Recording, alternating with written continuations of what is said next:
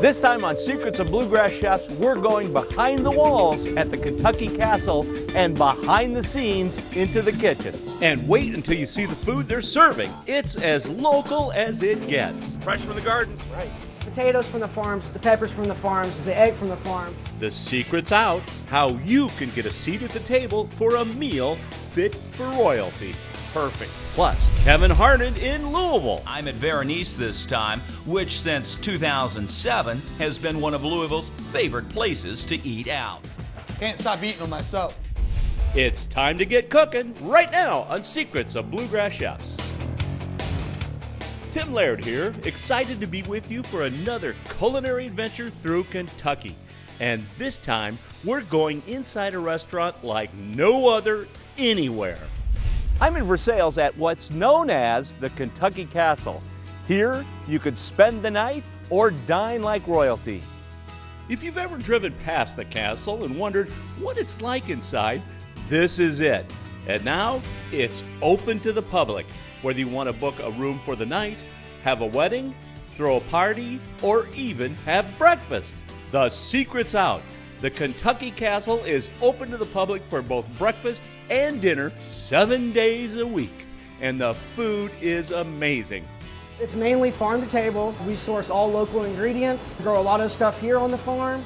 There couldn't be a more beautiful backdrop for a meal than this. Lavish grounds welcome you as soon as you enter the gates. They're even growing their own ingredients for the kitchen right here. It's great, you can shop in your own backyard. Doesn't get any fresher than that, Chef, right? Right. Then inside, it's everything you would expect to see in a castle. A grand lobby, crowned by an ornate staircase.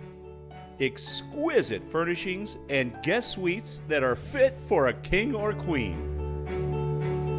And I love the bar, which surrounds you with the warmth of rich, dark wood while you sip on a classic cocktail that pays tribute to the past and the spirit of Kentucky.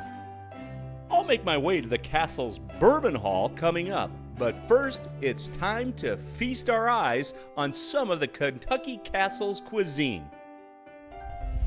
Back in the kitchen with Executive Chef Jason Walls. Not only are you Kentucky proud, you also have a Kentucky proud farm. Yes, sir. Yes, I do. Yeah, we raise chickens and vegetables out there. So you know where you can get everything fresh. Yes, sir. I love that. Start off with the rainbow trout from White Creek, Indiana. It has an orange Munir sauce and it fried leeks and snow pea trindles on top. We just have a hot pan with oil. We're gonna throw our trout in there. Our trout is encrusted with a pumpkin seed and pine nut flour. And then we're gonna season the skin just a little bit as well. This is a pretty quick process. So we're gonna one little flip of the pan. Nicely done. Look at that. Still that beautiful crust you've got there. And now you're gonna get a crispy skin on the other side. Yes, sir. After one flip, the fish goes onto a pan and then right into the oven to finish up. So now with my same pan that I seared the fish off in, I'm going to hit it with a little bit of white wine. Nice little deglazing going on, getting all those flavors up. Creates the flavor in the sauce. So now we're going to hit it again with a little orange juice and heavy cream. That's an interesting combination, Chef. A little texture and a little citrus, a little creaminess. I'm going to finish it with some brown butter. Cold brown butter. That helps the sauce thicken up. As the sauce reduces, we whip up some baby bok choy. The chef sautés it with butter infused with herbs that come right out of the castle's garden. A little salt and pepper, just a little white wine on the bok choy. Yeah, the nice thing about bok choy, it pairs with fish really, really well.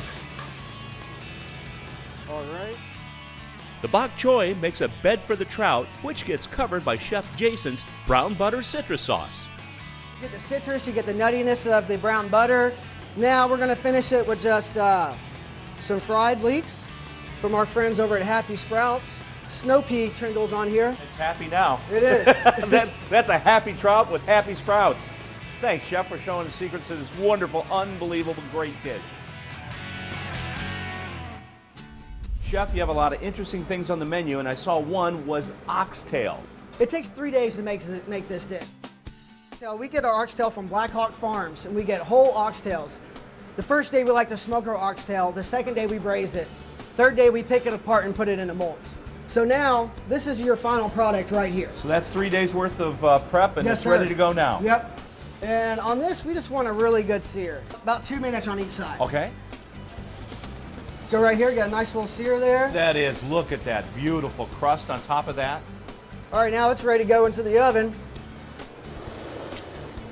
All right, now with our same hot pan, this is a veal reduction. So we made veal stock and we reduced it.